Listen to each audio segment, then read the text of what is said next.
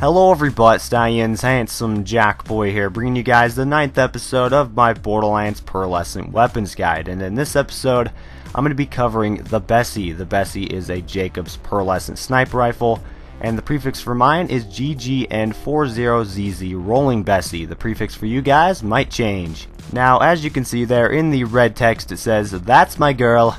That means that the Bessie has plus 500% critical hit damage, high damage, 100% accuracy when zoomed, increased bullet velocity, and a 2.8 times scope, looking identical to a 2.4 times scope. Now, reading under the usage and description section here on the wiki for the Bessie, it says, in true Jacob style, the Bessie was designed with the ideology that power is valued over everything else. The Bessie has no spread when scoped in and only misses its mark due to user error. Thus, it lends itself to be most effective in combat by making less frequent but well-aimed shots at critical spots, destroying the high-priority targets, specifically badass enemies, before they can get within range of the Vault Hunters.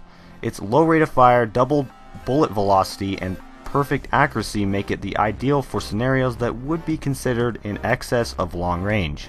Now, if you guys do not know how to actually obtain pearlescents, they can only be found in the Secret Armory of General Knox DLC, and the Bessie in particular has a chance to drop from badass desperados.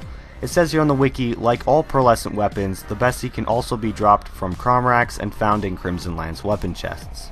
Alright guys, so my opinion about the Bessie, I've got to say that this is one of my favorite sniper rifles in Borderlands 1. It's a heck of a lot of fun, it really is.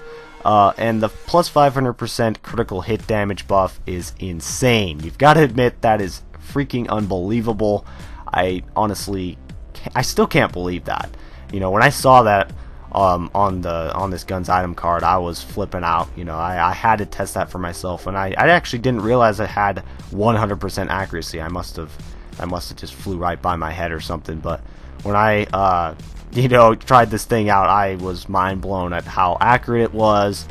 You know, the fire rate is, of course, understandable since it is a Jacobs, so that's not really a big deal. But man, getting headshots is so satisfying. So I have to say this is one of my favorite sniper rifles in this game. Now, my only downside to this gun is that it's not up my playstyle. I'm not a huge sniper rifle fan. The only sniper rifle I really love in this game that is my favorite sniper rifle is the Orion, just because it's more or less just a close range spray and pray type sniper rifle. This is, you know, a real sniper. This is actually one that you need to sit back and take your time with, unlike the Orion. So that's my only downside to this gun. Other than that, it is pretty much a perfect sniper rifle.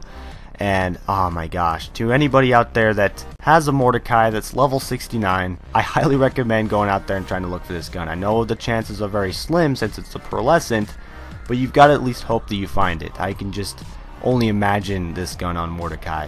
Oh my gosh, since Mordecai has skills that increase sniper rifle damage and critical hit damage, at least I think so, you could just wreck face with this gun. Literally, like, if you get headshots, they're dead instantly.